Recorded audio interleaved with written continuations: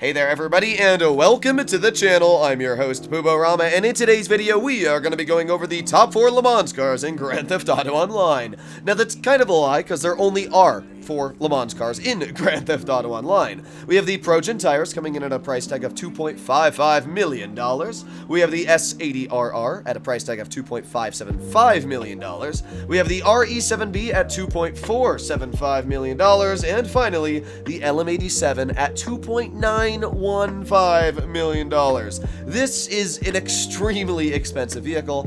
Although, to be fair, it's not much more expensive than the rest of these vehicles in the list. Just in comparison, it's a really, really large number, almost $3 million.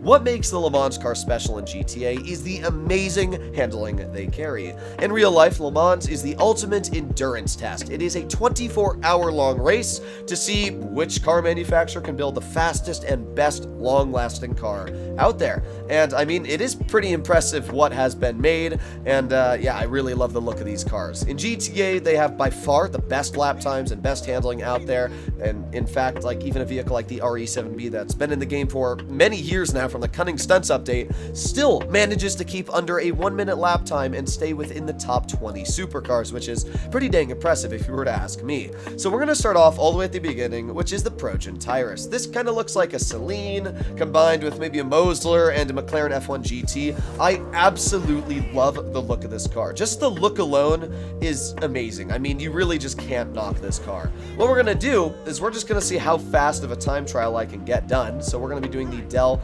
Perro Pier, and we're gonna be driving right over to the dam. So a little bit of a straightaway. We got some curves and stuff. You'll see how the handling is. What?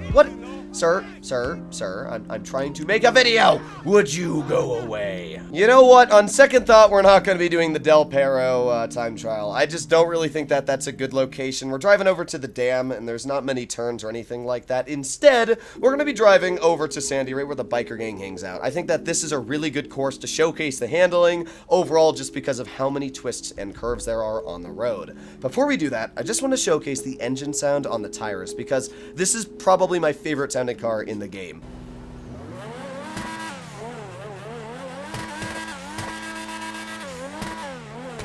Just absolutely love the sound of that engine.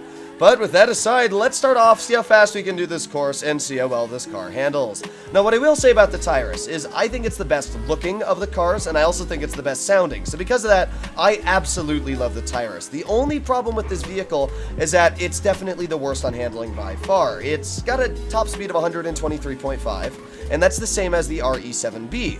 Yet its overall lap time is 1 second slower than the RE7B, and that's all down to the top speed handling. The Tyrus, you really got to be careful when driving this vehicle. You got to make sure that you're not letting go of the gas, and I mean, it does lose a bit of grip on its back end compared to like the RE7B. It really doesn't have that problem. So overall, the Tyrus is a very, very nice car to drive. It's still way better than almost any other supercar out there, but I will say that it's still definitely a little bit worse, and you can feel it when driving compared to the RE7B. Pretty good cornering there, though. We've already gone just about half of our destination.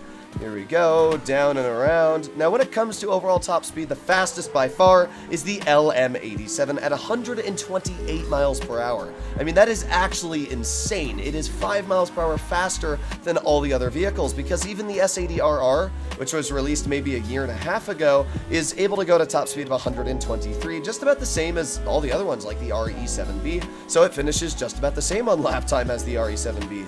But yeah, the LM87 is kind of ridiculous on its overall lap time and handling, just for how fast it's able to go.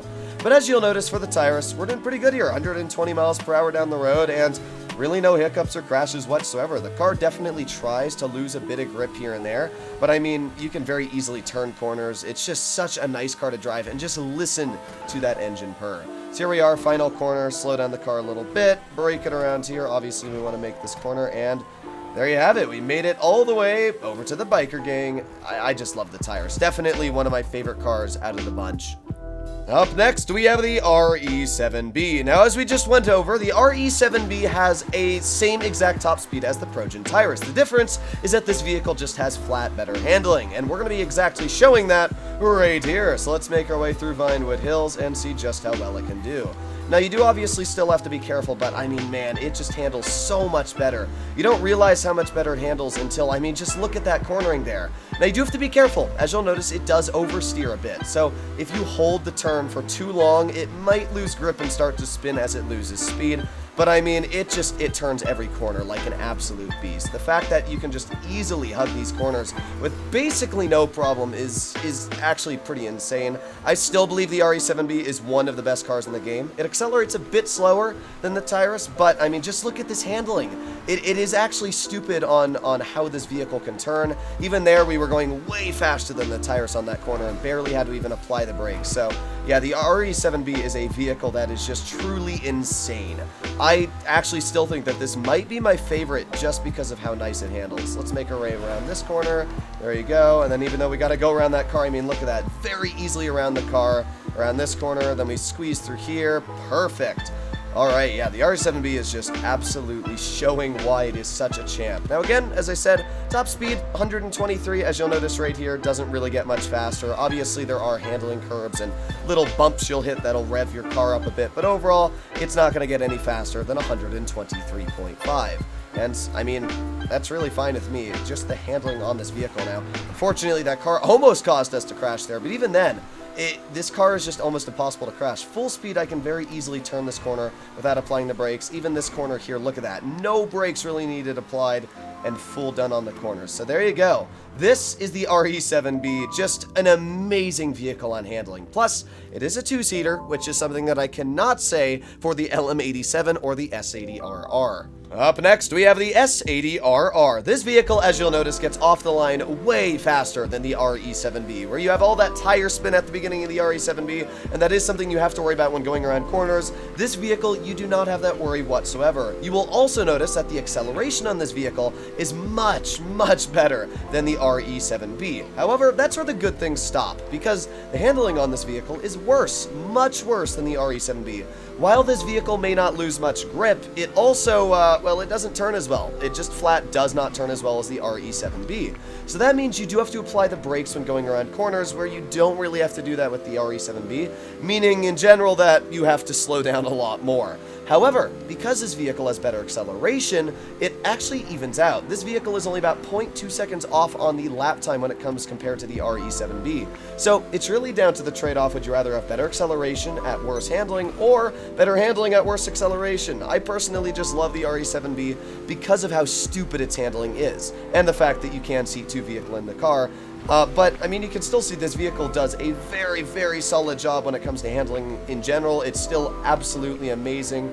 It's just not as amazing as the RE7B. Although I would still say it is better than the Tyrus, and judging that this vehicle has better acceleration than the Tyrus and basically the same top speed, this is just a flat better vehicle than the Progen Tyrus. So let's make our way around this corner. We're on the straightaway, and you can see we're always just full redlining at our top speed. Here we go, now downhill, and I wish I had a digital speedometer. Unfortunately, I cannot read what our actual speed is, unlike some of the other vehicles, Progen Tyrus and RE7B. But here we are, final corner. Oh, we had to slow down big time there for that one car. Let's just plop around the corner, speed around here, and there you have it. Not bad at all. Definitely not amazing, but a pretty good lap time. Finally, we have the LM87. This vehicle has a very, very high top speed of 128 miles per hour. That is 5 miles per hour faster than the next fastest vehicle in the list. And because of that, this is just the best. It is the best for everything. Not the handling, I will say that. You'll see already there that it just does not handle nearly as well as the RE7B, I have to say it. But at the same time, it handles pretty similar to a vehicle like the S80RR. And judging that it's got similar acceleration but just a higher top speed, it's very easily understandable why this vehicle just has a 1 second faster lap time compared to the rest of the vehicles. It's just better. It's just flat better. When you give a vehicle such a higher top speed plus this insane handling, it is pretty dang stupid. Overall, looking wise, I would say that it also looks pretty similar to the S80RR, and it does have that one problem of not being able to hold an extra seat, so it is only a one-seater, which is something that I don't love.